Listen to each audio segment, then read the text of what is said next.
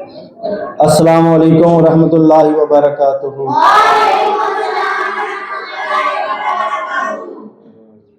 اچھا، آج آپ کے سامنے ہم جو ورڈ ایکسپلین کریں گے وہ ہے کنفیڈنس۔ کیا ہے؟ کنفیڈنس۔ کنفیڈنس کو اردو میں کہتے ہیں اعتماد۔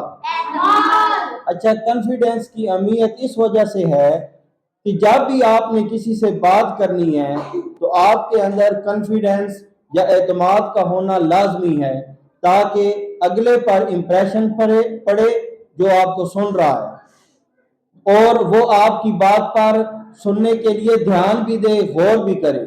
اگر آپ کے اندر کنفیڈنس نہیں ہوگا تو وہ آپ کی بات پر دھیان نہیں دے گا۔ تو اپنے اندر جب تک آپ اپنے اندر کنفیڈنس پیدا نہیں کریں گے تو آپ کے اندر کامیابی کے چانسز کم ہو جاتے ہیں۔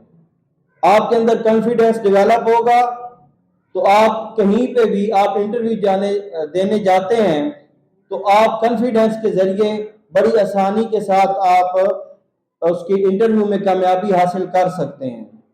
تو کنفیڈنس پر ہی آج ہم چند انگلش میں سنٹینسز بنائیں گے اور اس کی ایکٹیویٹی کریں گے۔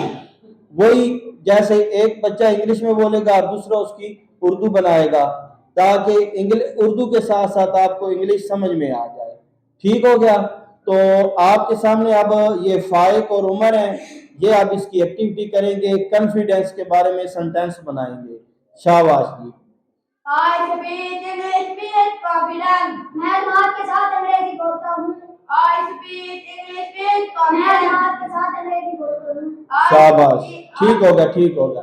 اب آ جائیں جناب فرحان، اور اس کے ساتھ آئے گا حسیب جی۔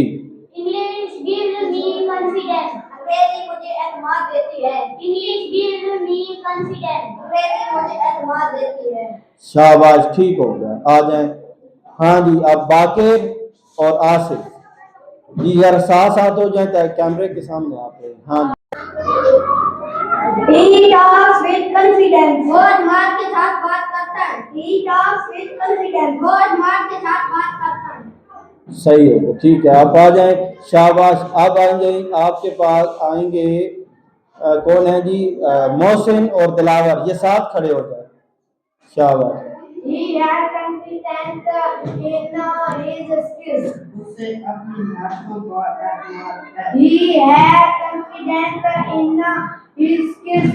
اسے اپنی نسلوں پر اعتماد ہے۔